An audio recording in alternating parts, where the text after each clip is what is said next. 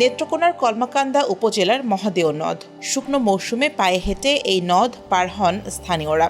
তবে বর্ষায় ঢলের পানিতে মহাদেও রূপ নেয় খরস্রোতায়। তখন স্থানীয়দের একমাত্র ভরসা হয় ছোট নৌকা। ফলে অন্তত 4 মাস নদী পারাপারে পড়তে হয় চরম দুর্ভোগে। এখানকার যে জনগণ হাটে বাজারে স্কুলে কেউ কেউ কলেজে পড়াশোনা করে বাড়িতে থেকেই আসা যাওয়া করে, তাদের জন্য অনেক দুর্ভোগ পোহাতে হচ্ছে। ব্রিজ নাই, কিচ্ছু নাই, যাওয়ার কোনো অপশন নেই, মোটরসাইকেল ঠেলায় নিতে হয়। অনেক দেরি হয়ে যায়, আমাদের অনেক সময় লস হয়ে যায়। এনে যদি ব্রিজ হইতো আমরা কত সুন্দর সুবিধা পাইতাম। ডেলিভারি রুগী থাকলে আমরা পার হইতে পারি না।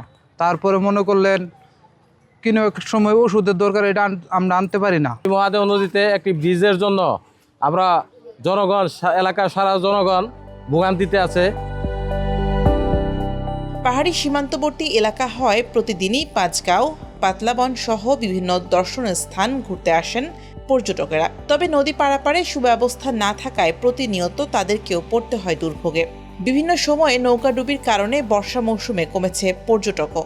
বর্ষাকালে আসলে যাতায়াতের ক্ষেত্রে খুব একটা সমস্যা সম্মুখীন হইতে হয়, স্থানীয়দেরও হয়, যারা পর্যটক হিসেবে আসে তাদের একটা সমস্যার সম্মুখীন হইতে হয়। নৌকা দিয়ে যাইতে হয়, অর্ধেক রাস্তা নামাই দিয়ে আবার আসতে হয়, যাওয়া আসা কষ্ট হয়।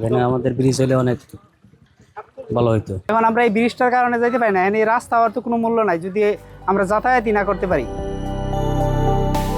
2020 সালে ময়মনসিংহের হালুয়াঘাট থেকে নেত্রকোনার দুর্গাপুর, কলমাকান্দা এবং সুনামগঞ্জের মহিষখলা পর্যন্ত 76 কিলোমিটার সড়কের নির্মাণ কাজ শুরু হয়। 559 কোটি টাকা ব্যয়ে এই সড়কের কাজ শেষ হয় 2023 সালে। সে সময় সড়কটির 4টি পাহাড়ি নদী নিতাই, সোমেশ্বরী, গণেশ্বরী ও মহাদেও নদে সেতু নির্মাণের প্রস্তাবনা দেয়া হলেও তা এখনও বাস্তবায়ন হয়নি। সড়ক বিভাগের তথ্য মতে সীমান্ত সড়কের 4টি নদীর ওপর মোট 5টি জলবায়ু সহনশীল সেতু নির্মাণের জন্য একটি ডিপিপি তৈরি করা হয়েছে, যাতে ব্যয় ধরা হয়েছে 3,745 কোটি 96 লাখ টাকা। এই প্রকল্পে দেশীয় বিনিয়োগ ধরা হয়েছে 895 কোটি 22 লাখ টাকা আর বিদেশি বিনিয়োগ ধরা হয়েছে 2,850 কোটি 75 লাখ টাকা।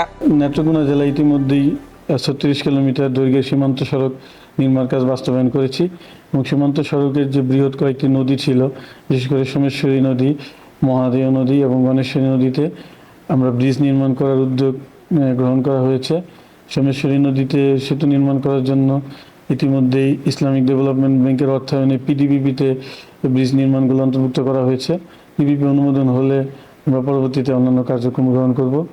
এই ব্রিজগুলো নির্মিত হলে নেত্রকোনা জেলা যে পর্যটন বান্ধব এলাকা, দুর্গাপুর, কলমাকান্দা এইসব এলাকায় পর্যটকদের আগমন বৃদ্ধি পাবে এবং অত্র এলাকার সরাসরি সড়ক যোগাযোগ ব্যবস্থা স্থাপিত হবে, বিশেষ করে বিজয়পুর স্থলবন্দরের সাথে এবং সীমান্তবর্তী জেলা, পার্শ্ববর্তী ময়মনসিংহ এবং অন্যান্য সীমান্ত জেলার সাথে যোগাযোগ ব্যবস্থার আরও উন্নতি সাধিত হবে। সীমান্ত সড়কের 4টি সেতু নির্মাণ কাজ শেষ হলে জামালপুর থেকে সরাসরি সুনামগঞ্জের তাহিরপুর পর্যন্ত যাতায়াত সহজ হবে। এতে সময় সাশ্রয়ের পাশাপাশি কমবে যাতায়াত ব্যয়ও।